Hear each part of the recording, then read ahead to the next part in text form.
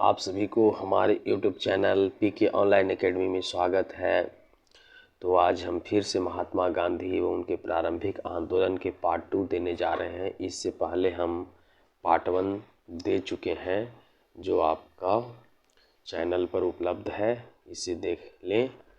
देखने से पहले दोस्तों से अनुरोध है, विनती है कि चैनल को सब्सक्राइब ज़रूर करें। वीडियो को देखते हैं और सब्सक्राइब नहीं करते हैं, करने के पैसे नहीं लगते दोस्तों, अवश्य करें। तो पहला सवाल है, महात्मा गांधी दक्षिण अफ्रीका से किस वर्ष भारत वापस आए? तो ये 1915 में आए। दूसरा सवाल है, किसने महात्मा गांधी को सर्वप्रथम महात्मा के तौर पर संबोधित किए थे? रविंद्रनाथ टैगोर। तीसरा सवाल है, स्वाधीनता आंदोलन के दौरान महात्मा गांधी के घनिष्ठ मित्र अंग्रेज मित्र कौन थे? रेप रेड चार्ली एंड्रूज। दीनबंधु के उपनाम से इन्हें जाना जाता था, इन्हें दीनबंधु भी कहा जाता था। फिनिक्स फार्म कहाँ स्थित है? दक्षिण अफ्रीका में। कहाँ स्थित है? दक्षिण अफ्रीका में स्थित है। आगे,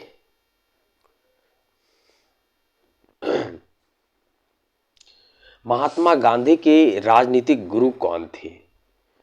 गोपाल कृष्ण गोखले।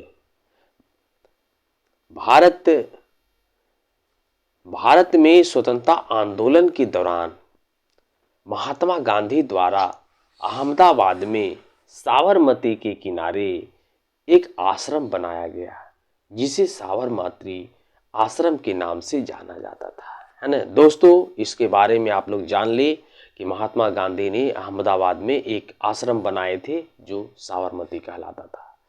इसी प्रकार से गांधी जी की दृष्टि में अहिंसा का क्या अर्थ है? सत्य की प्राप्ति का मार्ग है। भारतीय कपड़ा व्यापारी, बैंकर, कांग्रेसी तथा महात्मा गांधी के निकट सहयोगी, यह विशेषण किसका परिचय देता है? तो इनके एक दोस्त थे जिनका नाम जमनालाल बजाज था। भारत के स्वतंत्रता संघर्ष के दौरान सबसे पहले सत्याग्रह किसने किया था?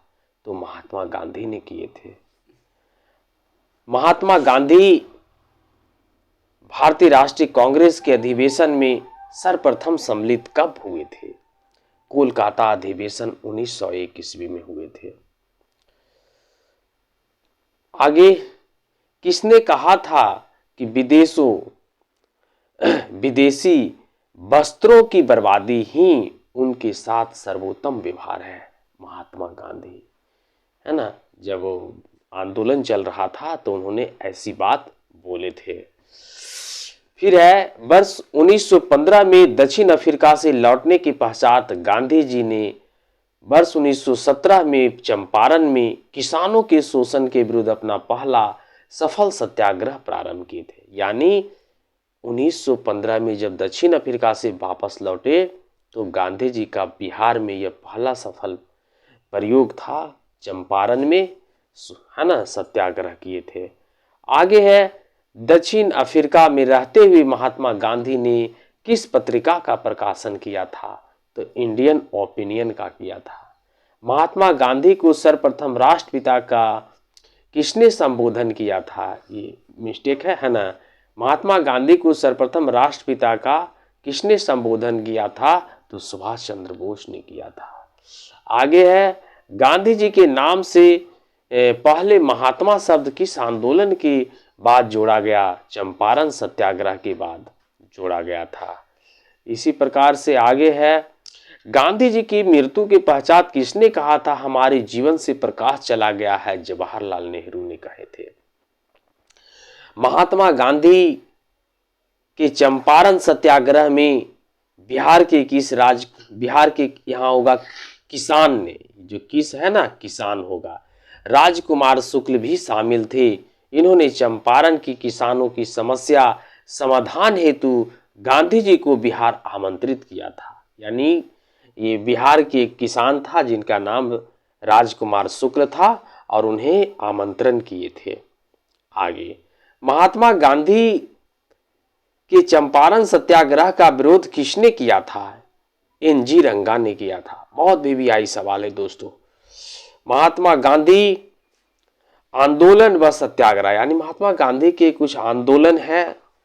तो चंपारण सत्याग्रह 1917 में क्या था? चंपारण सत्याग्रह तो 3/20 यानी 3/20 भाग पर अनिवार्य नील की खेती के विरुद्ध सत्याग्रह, जिसे 3 कट्ठिया प्रथा कहते थे, है ना। यानी जो कोई 20 कट्ठा की खेती करता था तो उसे 3 कट्ठा नील की खेती लगाना जरूरी पड़ता था, जो किसान करना नहीं चाहते थे। इसी के विरोध में आंदोलन किए थे, जो सत्याग्रह कहलाया था गांधी जी।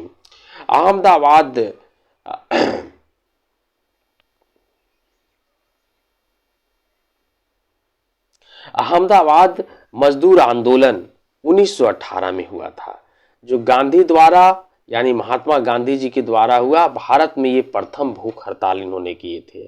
खेड़ा आंदोलन 1918 में, जो पूर्ण किसान सत्याग्रह था।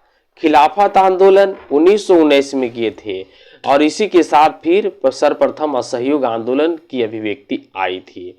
असहयोग आंदोलन 1920 में हुआ था, जिसे प्रथम जन आंदोलन कहा जाता है गांधी जी का। अगर पूछा जाए कि गांधी जी का प्रथम जन आंदोलन कौन है, तो असहयोग आंदोलन कब हुआ था? 1920। सविनय अवज्ञा आंदोलन, जिसे डांडी सत्याग्रह भी कहा जाता है, ये कब हुआ था? तो 1930 में। इसे दूसरा नाम नमक सत्याग्रह भी है। व्यक्तिगत सत्याग्रह 1940, उपनाम क्या? दिल्ली चलो का आंदोलन इसका नाम है। भारत छोड़ो आंदोलन, चाहे अगस्त क्रांति कहे, तो 1942 में हुआ था, जिसमें गांधी जी ने करो या मरो का नारा लगाए थे। करो और मरो का। महात्मा गांधी के द्वारा कुछ आश्रम की स्थापना किए गए थे, उनके बारे में जान ले। जैसे फिनिक्स फार्म, जो डरबन में है। कहाँ है? डरबन। डरबन कहाँ पड़ता है? दक्षिण अफ्रीका में पड़ता है। कब इसकी स्थापना? 1904। साबरमती आश्रम कहाँ पड़ता है? अहमदाबाद में, साबरमती नदी के किनारे। कब इसकी स्थापना किए थे? 1915 में किए थे। सत्याग्रह आश्रम कोच रब में, अहमदाबाद में है। कब इनकी स्थापना? 1915 में। अनासक्ति आश्रम कौसनी कहाँ पड़ता है? उत्तराखंड में। इसकी स्थापना कब किए थे? 1929 में। सेवाग्राम आश्रम, जो वर्धा में पड़ता है। कहाँ है वर्धा? महाराष्ट्र में। इसकी स्थापना 1936 में किए थे। इस प्रकार से, है ना, यह जो महत्वपूर्ण वीडियो है, इससे बहुत सारे सवाल, किसी भी तरह का एग्जाम, दरोगा हो, सिपाही हो, बीपीएससी हो, या रेलवे हो, शिक्षक भर्ती हो, किसी भी तरह का एग्जाम हो, जिसमें गांधी जी से अगर सवाल ना पूछा जाए, यानी जितने भी उनके महत्वपूर्ण एनसीईआरटी पुस्तक में जो समाहित है, इस वीडियो में हमने देने का काम किया है। तो दोस्तों, अवश्य हमारे वीडियो को लाइक सब्सक्राइब करें, सब्सक्राइब करना ना भूलें, ताकि आपके लिए हम फिर से दोबारा वीडियो ऐसा दें।